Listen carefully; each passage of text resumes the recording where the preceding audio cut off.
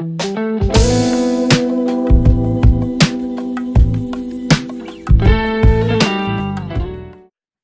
bing, bada boom. The geeks are back. You know how it is. We got the picks, the predictions. We're breaking it down. We got some fights going down at the Apex. It is Armin Tsarukyan versus Matsius Gamrot. And it's a banger. We're going to see how she pans out. We got Shavkat on this card, couple heavyweights. Let's get after it from the bottom to the top. Prelims first.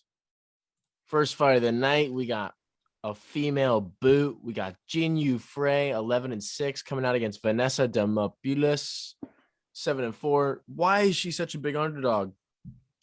I don't know. Plus 230. I'll be taking that ticket if I'm even playing with any ticket in this. I think that this is like a 50-50 matchup. Jinyu Frey's lost to, Kay Hansen. We all know what happened with her. OnlyFans Chica gone wrong. Vanessa Demopoulos, a lot of hype. She's getting good rounds in somewhere, wherever she's at. I know that she's dedicated. And why not? Plus 230. Let me take a swing. Goosey, what do you got? Yeah, I'm right there with you on the 50-50 part. Jinyu Frey, I haven't seen her much recently. Demopoulos, I've seen her enough to know she has holes in her game, specifically the striking. But if she can get this down to the mat, I think she gets it done because she really does have good jiu-jitsu and knows how to keep the fight on the ground if she can get in dominant positions. So I'm going to take her as a pretty sizable dog in this one. Yeah, 100p. Fishman, what you got? Yes, sir. I'm riding with Demopoulos on this. Girl has never been finished. She's riding off a dub, so let's ride with her. Jinyu Frey's line I had at minus 260, so that is a non-approachable line for me. Non-approachable, to say the least. Let's move into the next boot.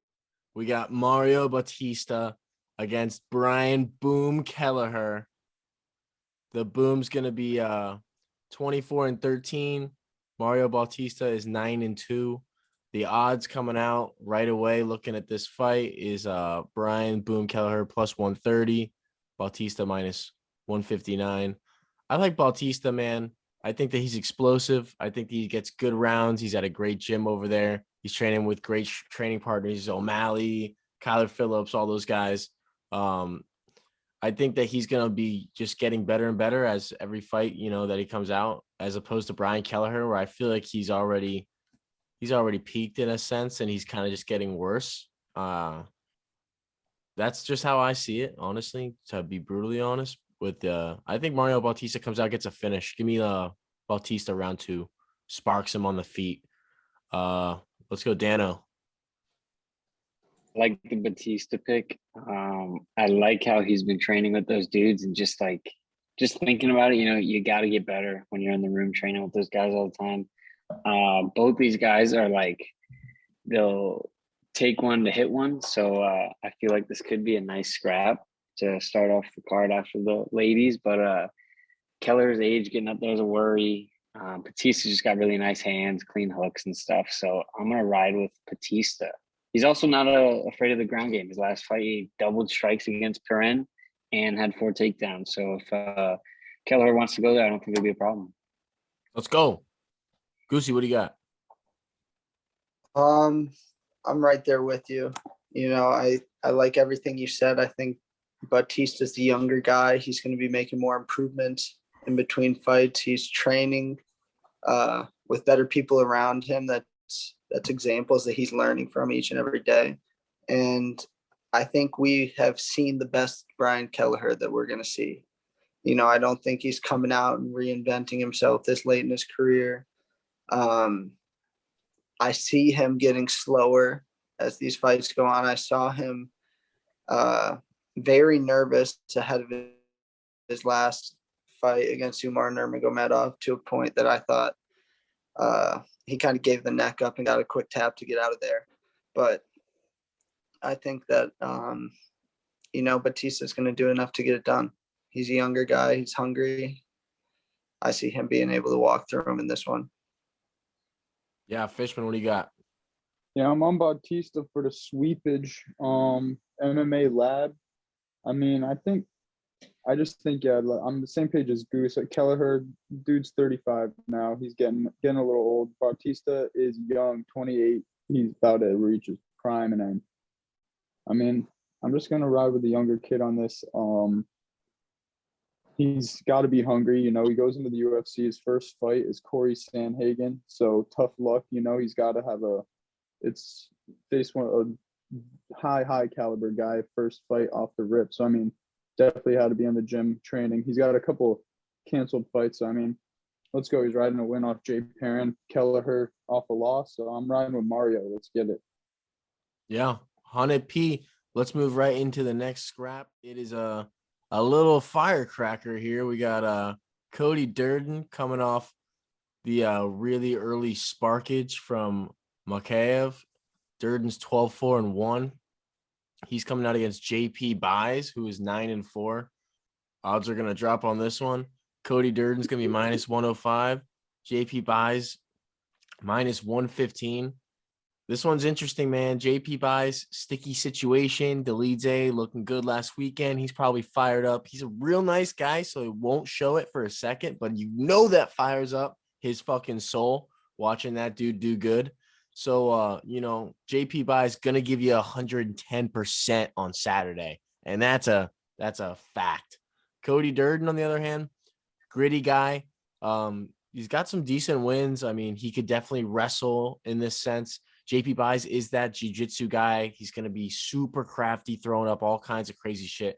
Durden, pretty good defensively. He's really good at getting this fight up and down as it goes. Durden's stand-up might have a little bit of an advantage over JP Buys. But JP Buys has been grinding in this offseason. So I wouldn't be surprised for him, to make some big gaps in this fight. So I'm going to take JP Buys.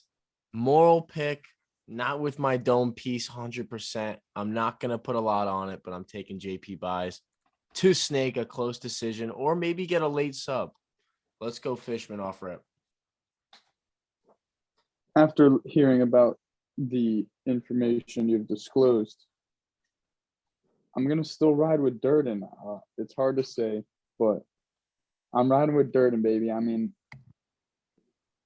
I think his stand-up's just going to keep him safe in this one, and his wrestling's going to keep him safe. And I think his hands are going to go to work early. I think JP is going to have to really just get him to the ground and get a sub off to win. I don't see him finishing him, but yeah, I'm riding with Cody. 100p. Daniel, what do you got? I'm gonna ride with the American too. Cody's like a different revenge fight than Bays, but he got put out early against Mahayev, but it was kind of like he didn't even get to start going. So this one he's really gonna try and like show what he's got. He's a big wrestler, and his takedown percentage is only 40%, but he averages 4 takedowns per UFC fight. So he's just chain wrestling. He's just going from takedown attempt to takedown attempt. And his record's not the best, but like we've seen, he's been fighting some dudes. And Buys only has a 1.76 strike land per minute and 1.7 takedowns per fight. So I just feel like the pace isn't a whole lot there for Bays, even though he's good off the back. Durden's just going to be constantly in his face, whether it's wrestling or dirty boxing and elbows and stuff like that. So I'm going to ride with Durden. Let's go. Goosey, what you got? I think this is a very close fight. I think a split decision prop could be a good one in this. Just because they're so evenly matched. They're both cardio grapplers that don't love to stay on the feet. I think that this fight could cause them to stand up and fight more than we've seen so far in the UFC. I would probably guess that edge goes to Cody Durden. JP Bays, he's got some distractions, but I think that's making him locked in. In this toss-up fight, I don't think JP Bays should be the favorite for sure. And yeah, I think Durden can be able to go out and get it done. One more thing that really sways it is JP Bays has gotten knocked down 7 times in his last 2 fights. So in what should be a close matchup. I think Durden might come out with an upgraded performance. It's hard to get better after that type of damage. So I'm going to take Durden in this one.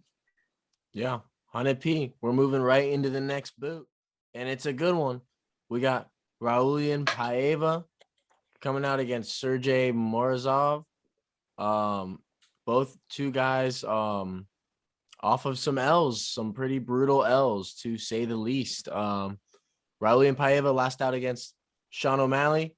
We all know how that went, man.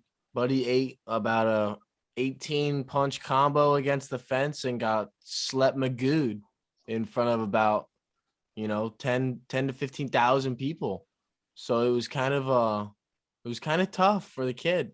On the other hand, Sergey Morozov winning a whole fight against a super juiced freak in against Douglas Silva de Andrade, and then just the gas tank just absolutely falling out from under him. The shots starting to land. His game plan starting to unravel slowly. And, he just kind of eats the canvas on a huge blow.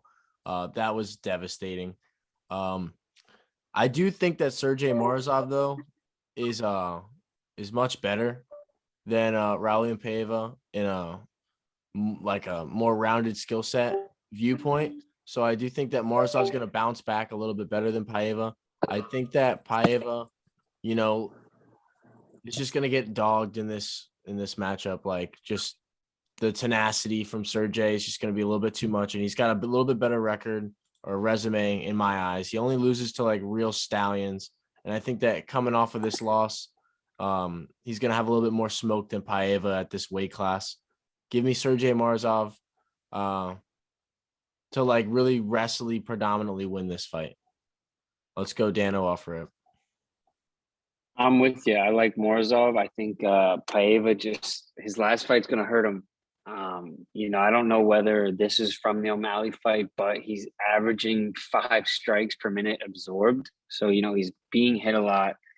And Morozov is just like a good counter striker, which is, if you look back at the O'Malley fight, O'Malley was just wrecking Paiva with counter striking. And the takedowns are there for Morozov. I feel like he could just wet blanket him, take minutes off him. Paiva is durable to where I can see him withstanding the ground game and stuff, but just control time and volume and counter striking and whatnot. I think Morozov can get the decision win. Let's go, Goosey. Yeah. So I was actually going to pick Morozov until like 10 minutes ago, and just the image of Raulian Paiva withstanding the Kyler Phillips beatdown and coming back and winning those last 2 rounds really stuck out to me, especially after Sergey Morozov kind of had the same thing where he was dominating the first round and then came out and got knocked out later in the fight. So, and what should be a pretty close fight, I'm going to take the guy that I think is going to be more fresh at the end and really coming on strong to end the fight. So I'm going to take Raulian Paiva in this one. Fishman. Give me Paiva, baby. I mean, this dude's got to be hungry, dude. He just got slept, and he's fought dudes. Let's see, his first fight in Kai France, split decision, and he just dubs over Zalga Sumagulov caliber guy, Kyler Phillips, like Goose said. So, you run into Sean O'Malley. All right, fuck it. Paiva, I say he gets the job done here. Morozov, he's got 8 knockouts. So, tough fight, but I'm going with Paiva on this one. 21-4 record. Let's get it. All right, we're split down the middle. Paiva's plus 113. Sergey Morozov minus 141. We're going to the next boot. The next boot is a good boot. TJ Brown versus Xialang Nederbieke. TJ Brown 16-8. Xialang is 36-10.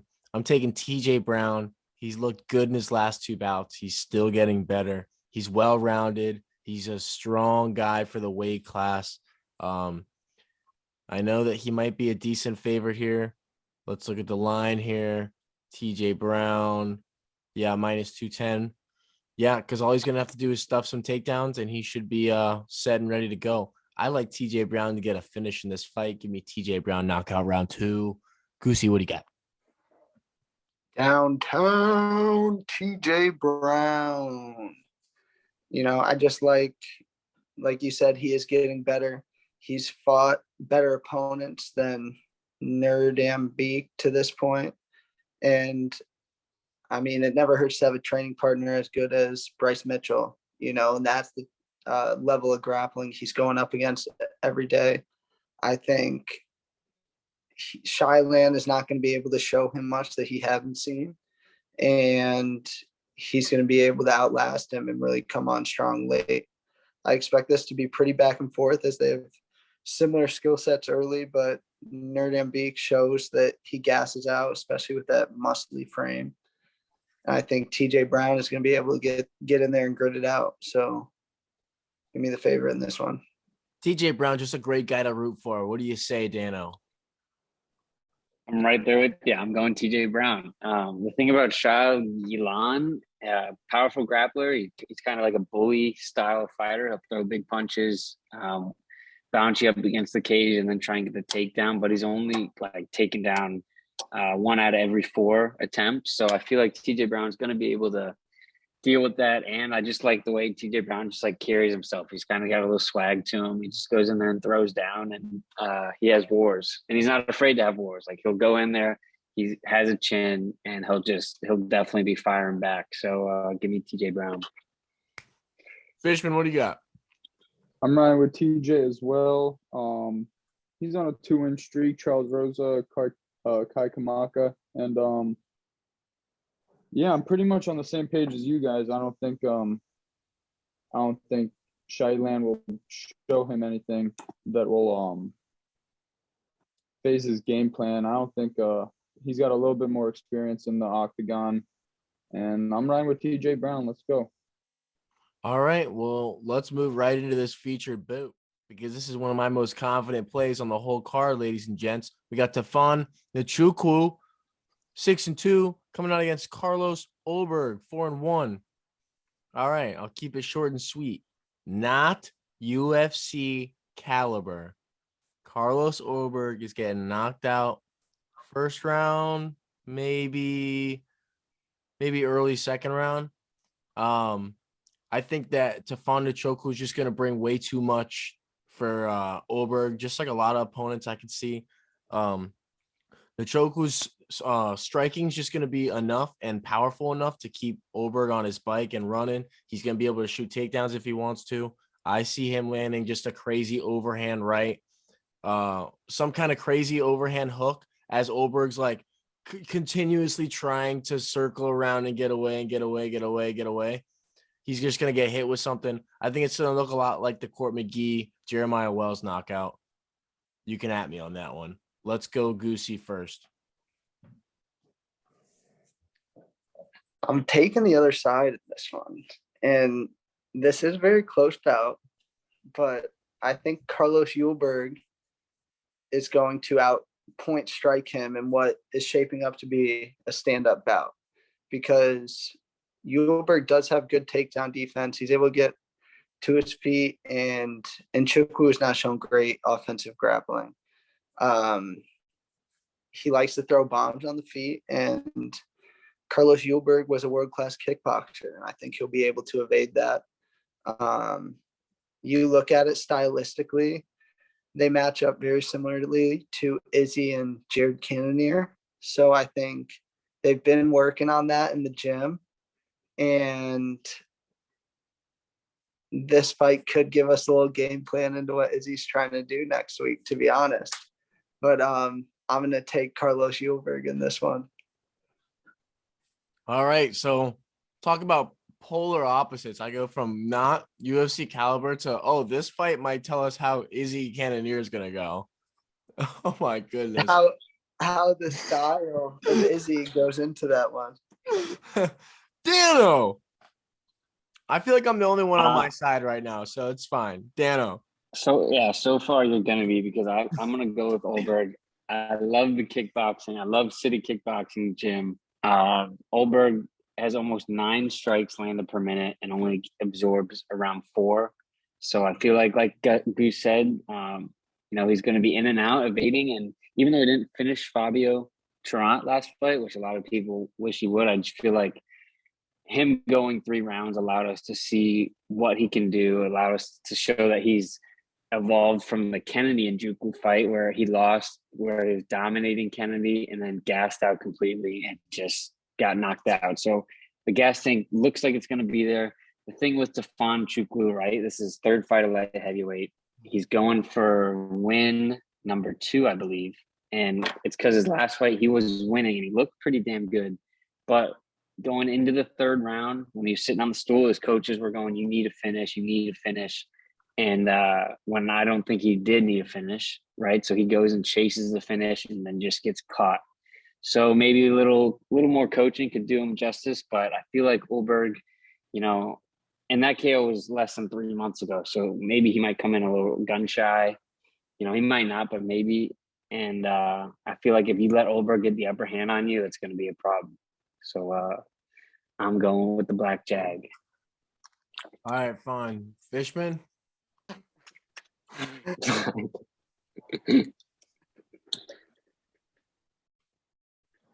He's thinking.